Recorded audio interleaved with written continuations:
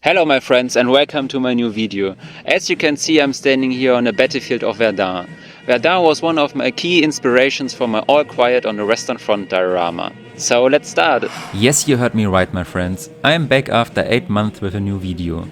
In the last video we built the Saint-Chamond tank, which we will implement today in an All Quiet on the Western Front diorama. During the 8 months I've been working on my diorama, reading, testing, conceptualizing, implementing and also discarding many ideas and techniques. Moreover, I have visited Verdun, which is also an incredible place for those interested in the First World War, and where I was able to see with my own eyes the sheer scale of the war that can still be seen today. The diorama begins, as so many do, with a block of XPS foam which serves as the basis for the diorama and which are cut out in the following. My plan is to make a long narrow diorama showing an attack by German stormtroopers on a French trench towards the end of the war. This diorama will not be an exact copy of a movie scene, but should take up the atmosphere and the anti-war narrative of the book and movie, which depicts the horrors of war incredibly well. As this is a high standard, I took a lot of time with the scene to get even close to this purpose. This longish shape is a bit unusual for a diorama and also not ideal for filming and presenting. I really struggled to somehow create a thumbnail of it, but it's supposed to represent how the war went back then. There was only back and forth, now right and left, and I think this shape captures that well.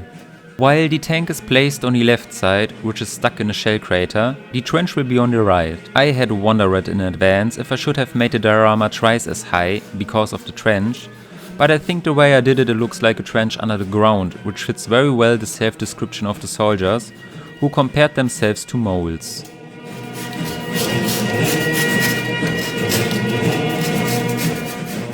For the basic layout of the trench, I will create a fire step exactly as you can see in this construction drawing.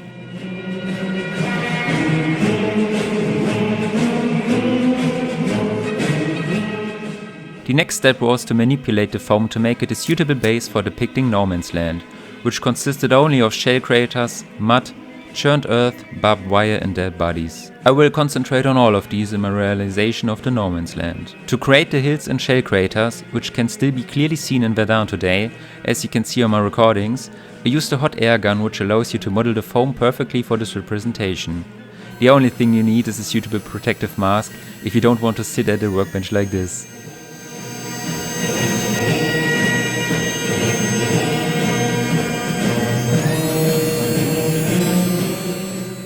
A German soldier wrote about his experience in no man's land. On my wanderings I passed many dead people lying alone or forgotten. Often only the head or one hand remained above the dirty mirror of the funnel. Thousands sleep like this without a cross erected by friends to decorate the unknown gravesite. As you can see, the hot air gun melted the foam so much that it became a solid lattice structure. That's not a bad thing, as it will provide a good base for mud pastes to hold on. Here I fill the entire base with smart mud from WMS, which sticks much better to a rough surface.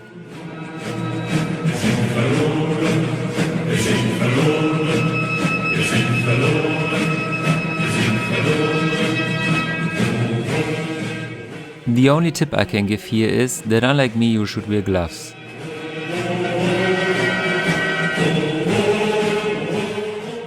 Then I have already indicated non-final track imprints, which can be wonderfully represented with this mud product from WMS.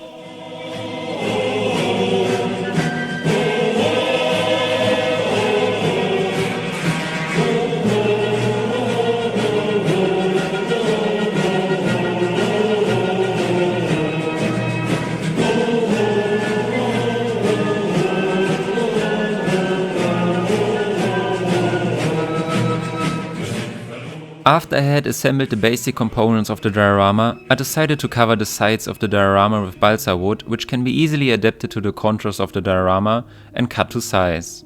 Unlike veneer, you can glue it with PVA glue, but it's also a very sensitive material, so be careful.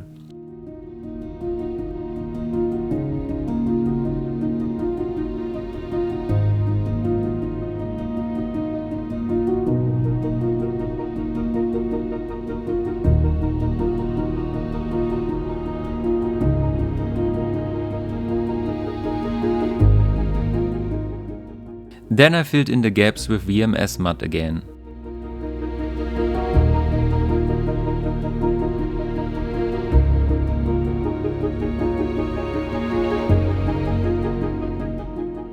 I painted the sides black. I find that black sides look satisfying on dioramas because they distract the least from the depicted scene.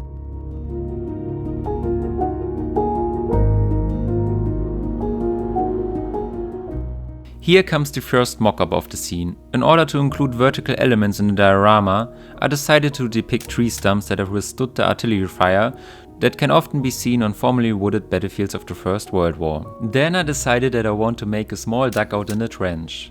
Of course, it would have been easier to decide this before assembly, but sometimes diorama building is simply a process of taking a few steps back to take several steps forward.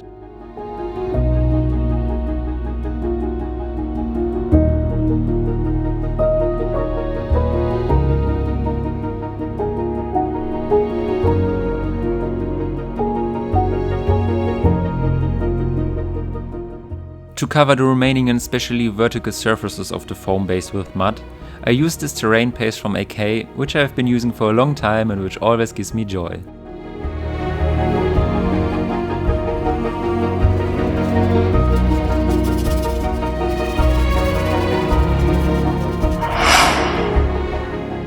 I then proceeded to lay out the bottom of the trench with planks, which were an attempt to address the problem of flooded muddy trenches back then. For this I used veneer from the large tree in a thickness about 1 mm, which I cut quite rudimentarily and laid out in the trench.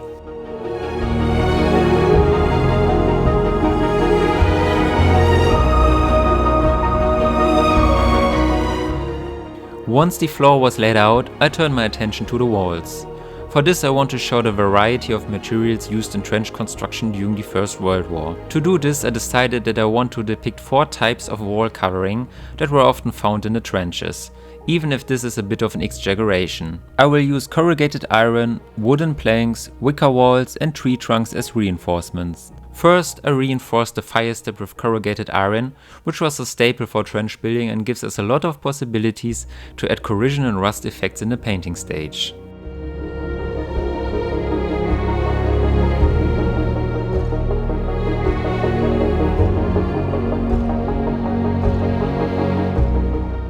Once that was done, I filled the gaps with garden soil and positioned tree trunks on the sides to hold the larger wall reinforcements made of planks and woven branches in place, which I show in the following. Another possibility for the representation of the wall reinforcements would be concrete, which was also used in the trenches of the First World War, as you can see in this video of the remains of the London Trench in Verdun. To represent the wicker walls at one point in the trench, I used straw from a natural broom. I saw this technique on Night Shift's channel and I like it very much, but it can be out of scale depending on the type of wicker wall you want to create. After cutting matching pieces together, I wove them into the wall. This type of trench construction adds very interesting texture and makes the whole impression of the trench much more exciting.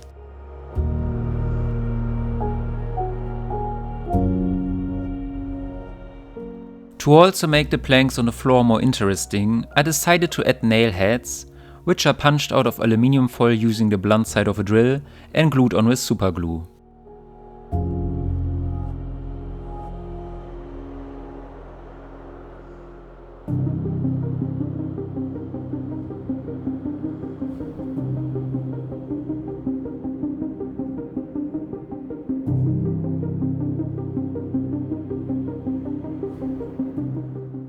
Then I made the third type of wall covering, which are wooden planks, which I also made from the veneer and glued on with PVA glue. Although building trenches was not about great construction techniques, it is crucial for a realistic result to achieve a rough uniformity of planking.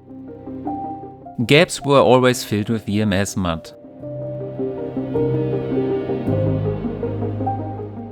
At the top of the trench I created a shelf for the elbows, which was used to rest the arms while shooting, but also for other things.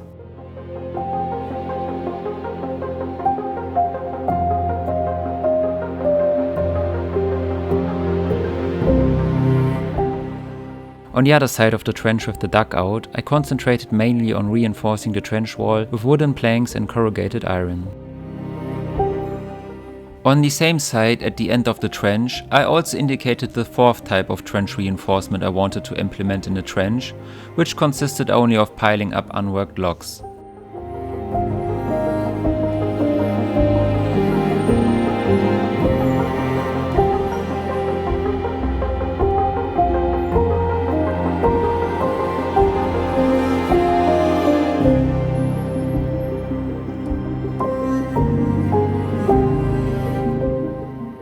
After the inside of the trench slowly took shape, I started adding sandbags, each of which are modeled out of Magic Sculpt. For this we need this resin putty, which is wonderfully suitable for sculpting soft structures, such as bags or clothing, as well as silicone brushes. To sculpt sandbags, it is first necessary to roll out the putty and cut into pieces of approximately the same size.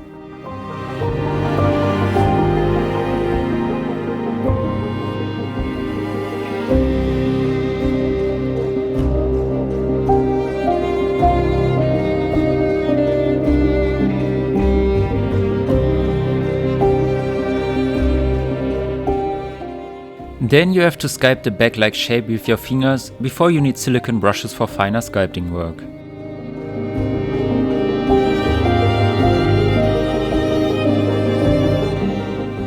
My sandbags came out a bit big, but that's not too bad, because the sandbags on the Allied side were actually very big and up to 83 cm long. The German sandbags were much smaller, which is why my bags would probably be too big to represent sandbags from a German trench. On one side of the trench, I've also deliberately mixed them up to reflect the chaotic reality of artillery bombardment. Whether they were thrown haphazardly back and forth for quick cover, or jumbled by relentless shelling, they symbolized the frantic pace of warfare. Once the foundation was laid, I grabbed one of those black silicone brushes, whose firm rubber is ideal for refining the surface texture and ensuring uniformity.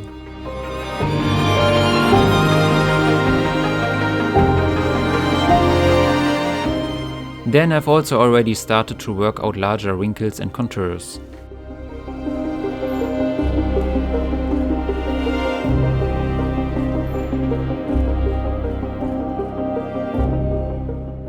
I then switched to one of the softer grey silicone brushes and sculpted subtle folds and creases that gave the bags a sense of movement. Although realism was the focus, I also emphasized aesthetic effect, occasionally exaggerating the wrinkles to increase visual appeal.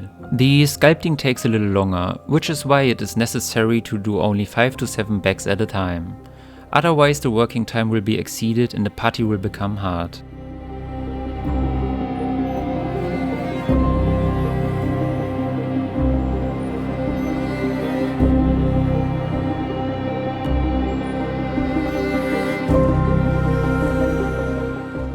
After I finished the basic shape, I cut a small slit in the bags with the sharp knife and thus laid the basis for the representation of the seam line, which I will represent with green stuff.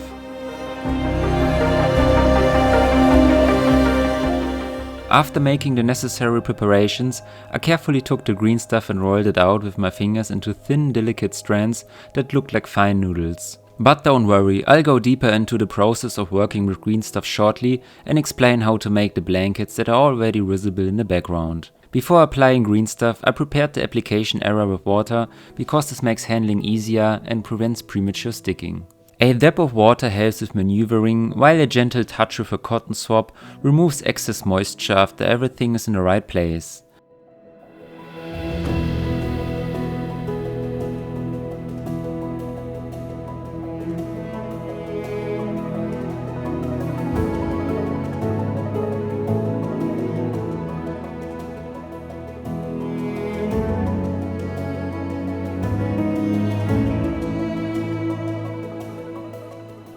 Then I fix it with VMS sand and ballast freeze.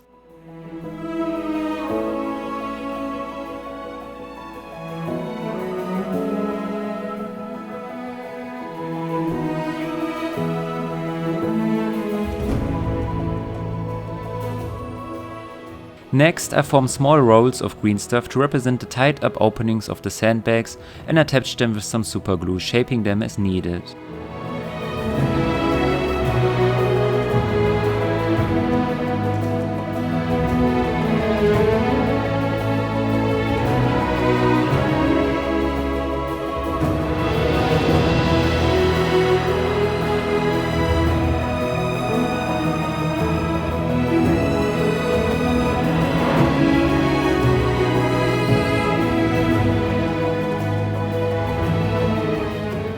After application, I heavily thin Vallejo acrylic putty to fill in any gaps and strengthen the bond.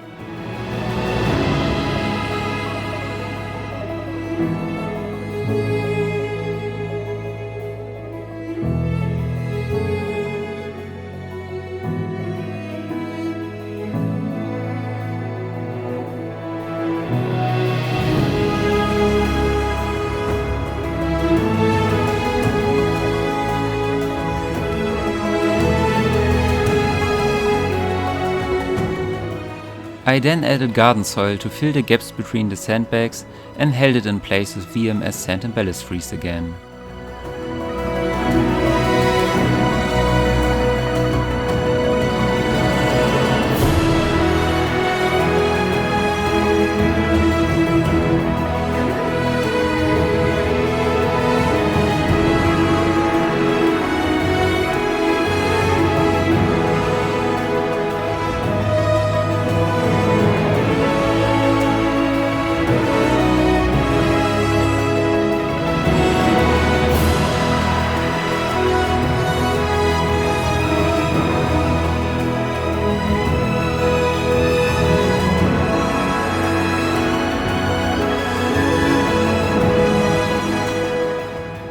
After the sandbags are finished, our attention turns to the blankets and fabrics present throughout the trenches. Blankets play an important role in this trench scene as they bring life to the trench and make it look lived in. They were not only used for the comfort of the soldiers, but also to cover the entrance of small shelters. For this task, green stuff once again proves invaluable because it's ideal for making blankets and stowage. It is quite durable and does not dissolve when bending and working with water, as would be the case with Magic Sculpt, and remains somewhat flexible even after curing and does not become firm and brittle. If you are working with green stuff, you should definitely decide on a version where the components are separate in the beginning and not for the version where both components are already connected, as shown on the left. This avoids the problem of clumps forming due to premature hardening in the centerpiece. Such clumps can be frustratingly stubborn, a problem I have only experienced with the center connected version. For a smoother experience, I highly recommend investing in green stuff where the components are completely separated. The sticky nature of green stuff presents a challenge and requires preparation with talcum powder, which is simply baby powder before rolling it out. Then you can roll it out to the desired thickness. If it is paper thin, you can cut blankets in all sizes, but conventional cutting is ineffective for shaping blankets out of green stuff. Instead, you have to chop them.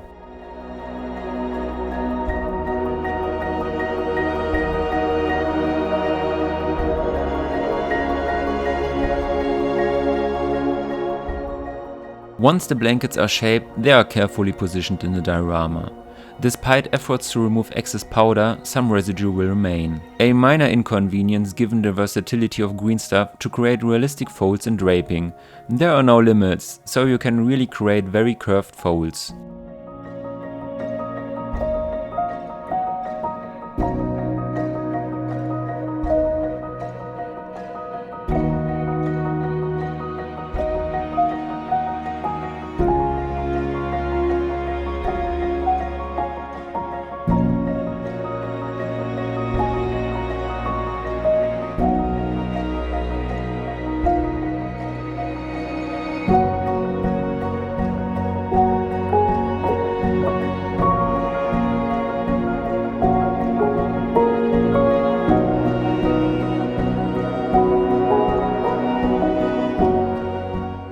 I also made an overhanging blanket for the dugout, as can be seen in reference pictures.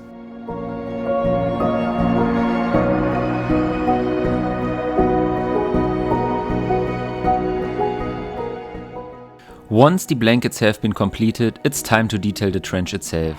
As you can see in this reference picture, the trenches were filled with various objects, which prompted me to add signage and other elements. A German World War I soldier wrote about his experience in an enemy trench. After he had issued guard posts, we looked around in the captured trench, which was full of weapons and equipment. There were machine guns, mine launchers, hand and rifle grenades, canteens, fur vests, rubber coats, canvas tents, tins of meat, jam, tea, coffee, cocoa and tobacco, cognac bottles, tools, pistols, flare guns, laundry, gloves. In short, everything you could think of.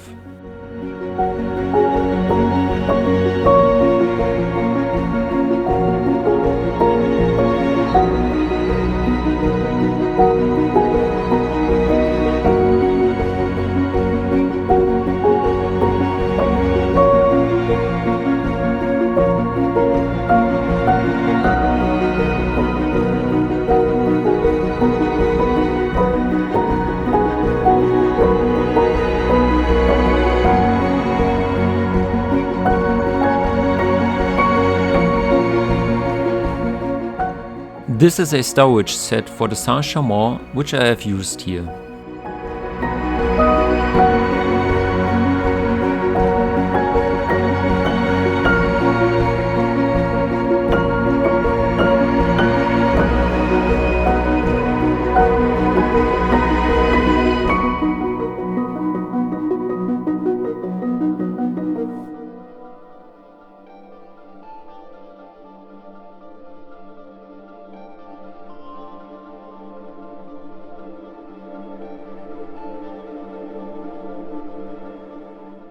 Once the design of the trench was complete, I set about texturing the battlefield, a crucial step in capturing the essence of the war scene. As I mentioned earlier, I started with the vertical elements, adding several tree stumps to the diorama and arranging them carefully. One of the prominent elements I included was the depiction of a fallen horse, a clear reminder of their important role in the First World War, a sight rarely seen these days. As I started with the texturing, I used VMS Smart Mud to outline the track marks. The generous application allowed for deeper imprints and provided a realistic representation.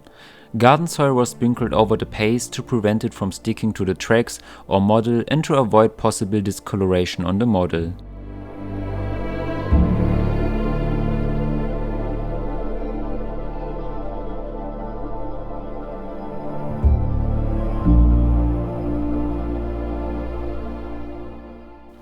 Once the imprints were cured, I began texturing the entire battlefield.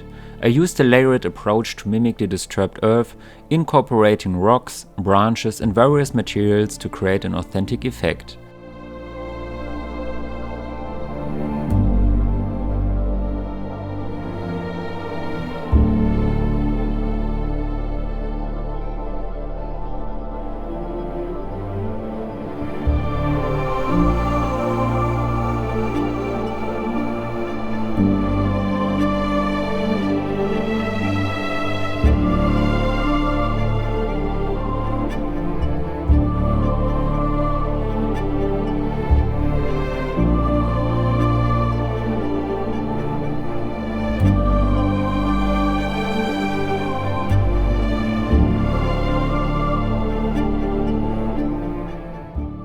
Each layer was carefully applied, using isopropyl alcohol to remove the surface tension of the materials, before sealing everything with diluted PVA glue. The alcohol ensures that the glue reaches every area.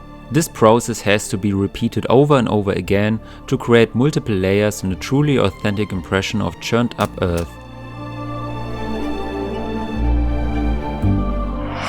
When I turned to the tree bark, I used Magic Sculpt to enhance its realism. I applied the putty to the bark and sculpted and refined the texture with a fine knife. Patience was the utmost importance in this process to ensure a realistic outcome.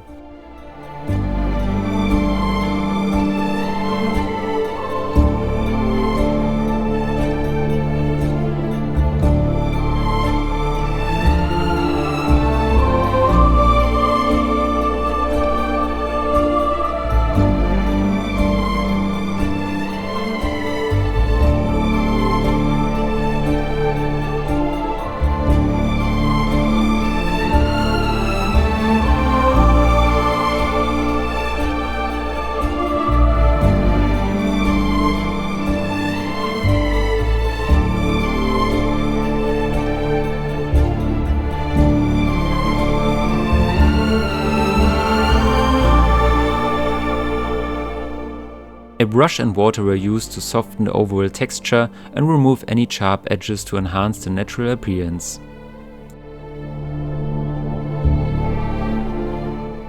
Once the textured bark was completed, the trees were carefully placed on the diorama and their appearance further refined with additional bark enhancements if necessary.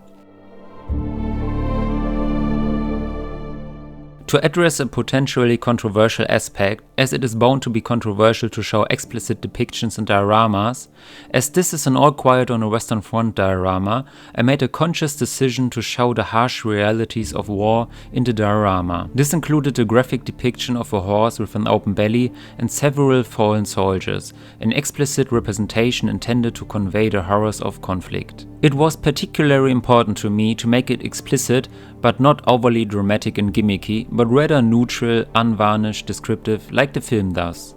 This is a very difficult thing, because the difference between making it ridiculous, overdoing it to glorify violence, and making it impactful but descriptive can be very small.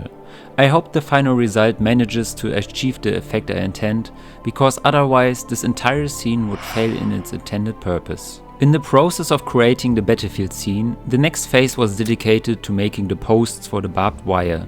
I took inspiration for the posts from the posts I saw in a museum visit to Albert near Amiens, and began to recreate this impressive wartime landscape.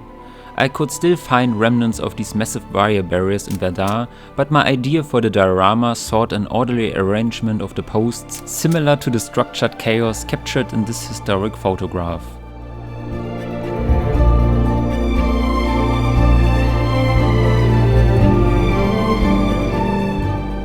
Using a custom tool I built for the task, I formed the soft wire into the required posts.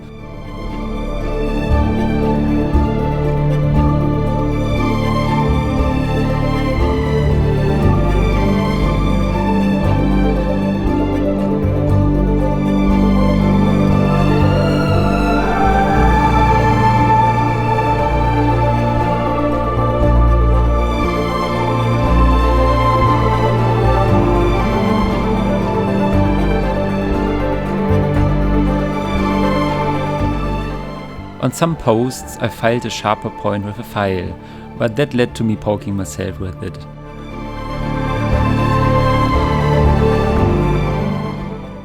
Then I placed them on the battlefield in front of the trench.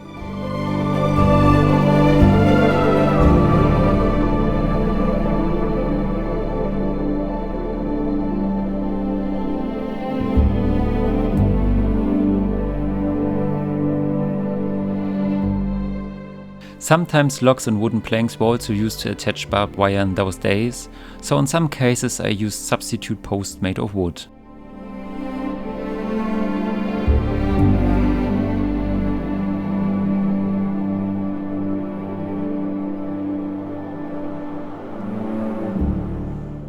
After that I turned my attention to the texture of the battlefield again.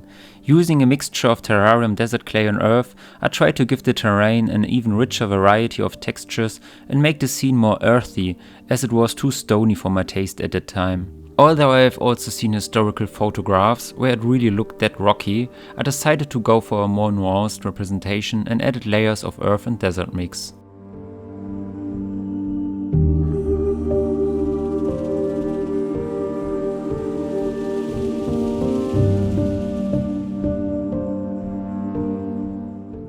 On the battlefield I also added a lot of details, such as weapons, clothing, bottles, cans and other objects.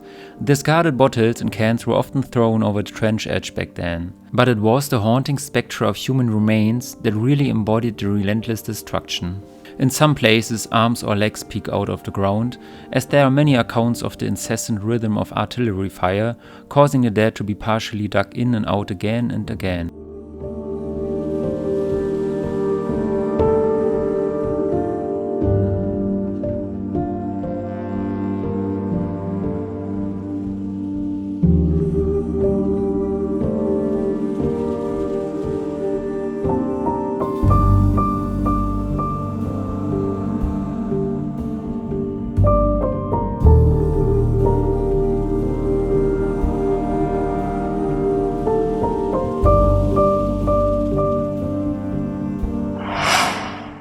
Now let's dive into the elaborate process of making the figures.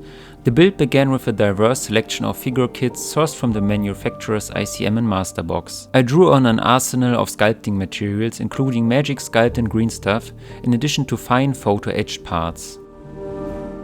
These ICM sets are very good and detailed for injection molded figures. They are also very easy to customize.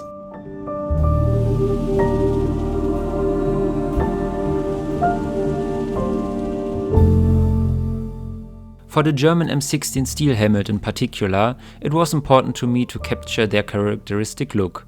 After extensive research, I found that John Smith Modellbau offered the most authentic rendition of these helmets, although with limited facial expressions. So I wanted to use just the helmets and integrate hornet heads to give the figures a wider range of emotions.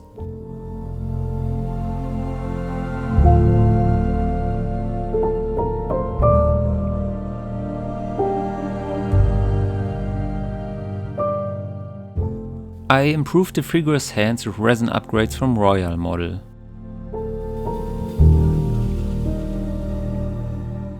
Various photo etch sets from Arbor were used to depict additional buckles and to make the rifle slings.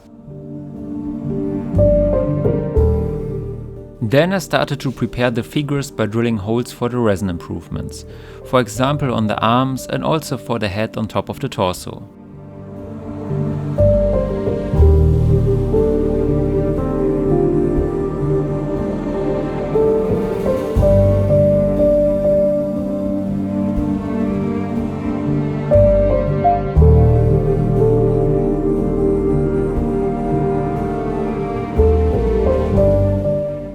Then I prepared the heads. As I said, I cut off the heads and freed the helmets from the remains and then glued hornet heads in.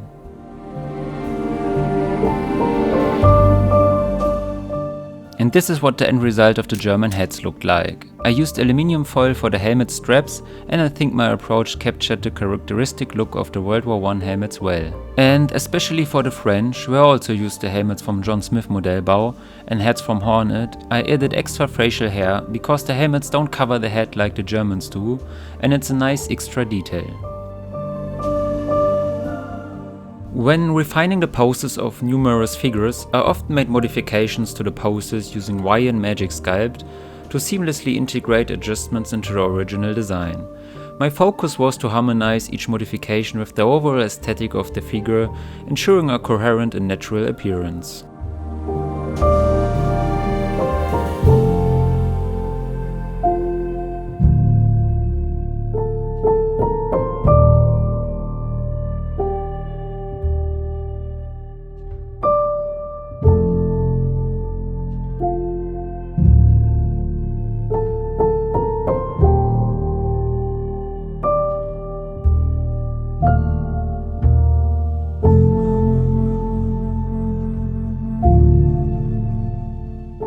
This resin figure depicting a fallen German soldier from World War II, which I still wanted to use, presented a challenge as it differed from the intended depiction of World War I stormtroopers.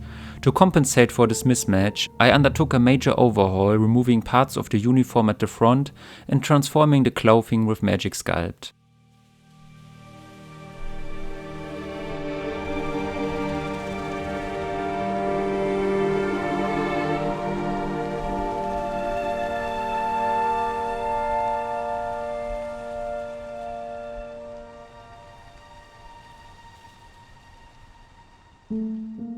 Since the soldier was killed by shrapnel, I added shrapnel fragments to the head and added the stormtrooper's characteristic shoulder bags for hand grenades.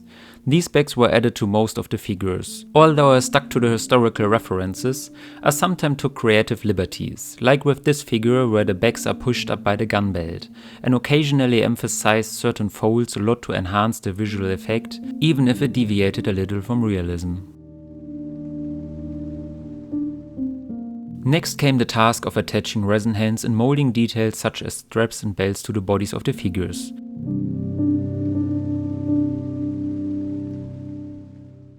I chose green stuff again, which is excellent for its versatility in replicating soft ropes and belts, and made different elements with it to ensure seamless integration into the shape of the figure, which, unlike photo etched parts, which often don't hug the body in the same way, look really soft.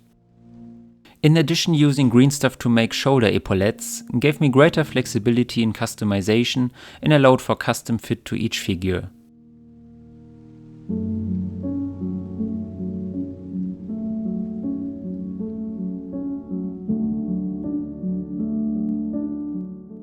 Then I turned to the photo etching kit from Arbor and created gun belts by annealing the brass parts with a lighter to bend them even better.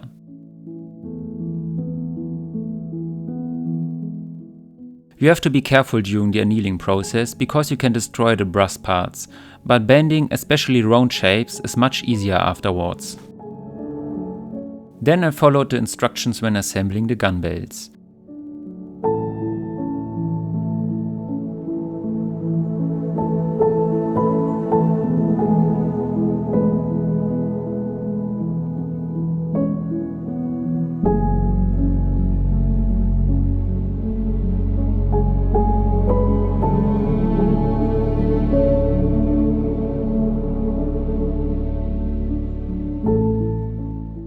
Then each rifle sling must be tested on the respective figure before gluing it on, so that the dynamics of the sling are taken into account when holding the rifle.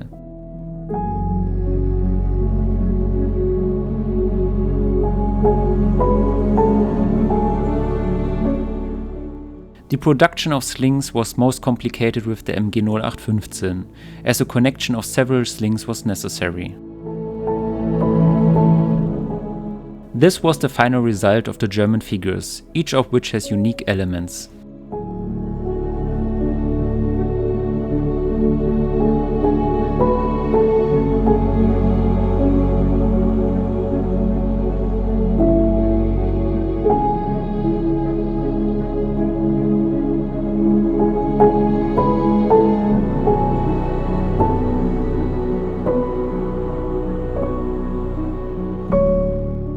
A similar approach was taken with the French figures, using components from the ICM kit alongside hornet heads and helmets from John Smith Modellbau. Each figure was also detailed according to the historical reference.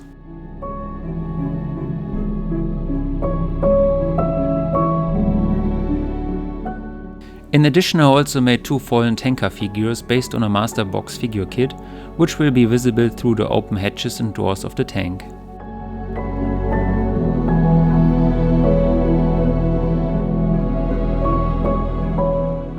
Once the figures were finished, it was time to integrate them into the diorama. I started with a piece of wire placed under each foot, laying the foundation for future painting while creating a way to anchor the figures securely to the terrain. To do this, I drilled holes into the surface of the diorama to insert the wire, which protruded from under the feet of the figures.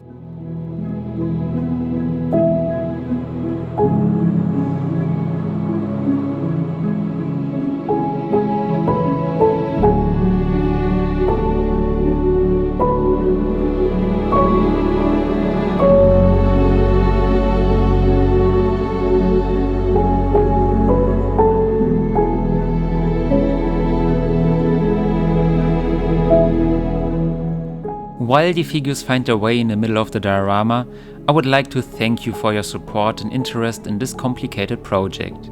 If you like it, please feel free to support my channel by liking and sharing this video with your friends and subscribing to my channel.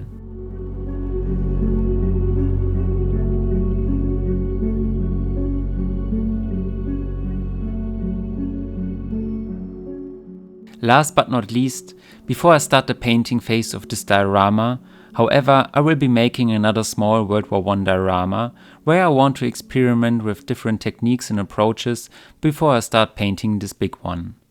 But don't worry, it probably won't take that long again. See you soon!